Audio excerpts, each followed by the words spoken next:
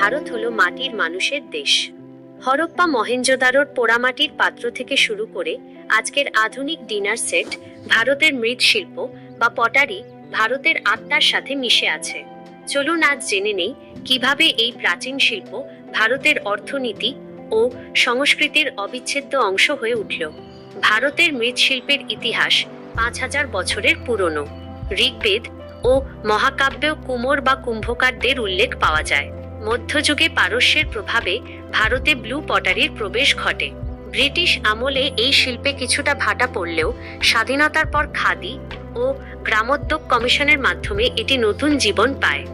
খুরজা, উত্তরপ্রদেশ, একে বলা হয় ভারতের সিরামিক সিটি। এখানকার রঙিন এবং টেকসই বাসনপত্র সারা বিশ্বে রপ্তানি হয়। জয়পুর, রাজস্থান, বিখ্যাত ব্লু পটারি। অবাক করা বিষয় হলো এই পাত্র তৈরিতে কোনো মাটি ব্যবহার হয় না, বরং কোয়ার্টজ পাথরের গুঁড়ো ব্যবহার করা হয়। বিষ্ণুপুর ও কৃষ্ণনগর টেরাকোটা বা পোড়ামাটির কাজের জন্য বিখ্যাত।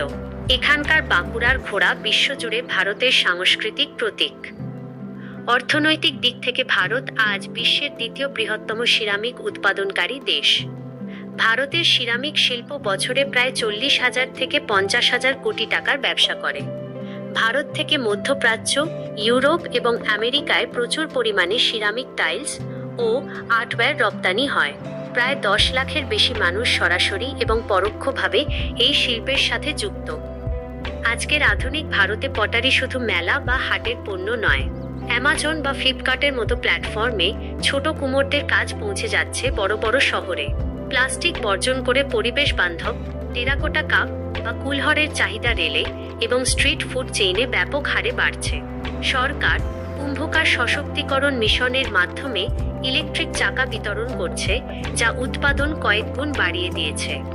যুগ বদলাচ্ছে, প্রযুক্তি আসছে, কিন্তু আমাদের শিকড় এই মাটির কাছেই রয়ে গেছে। ভারতের এই শিল্পকে বাঁচিয়ে রাখতে আমাদের সবার উচিত দেশীয় মাটির পণ্য বেশি করে ব্যবহার করা। আপনার প্রিয় মাটির জিনিস কোনটি? কমেন্টে আমাদের জানান।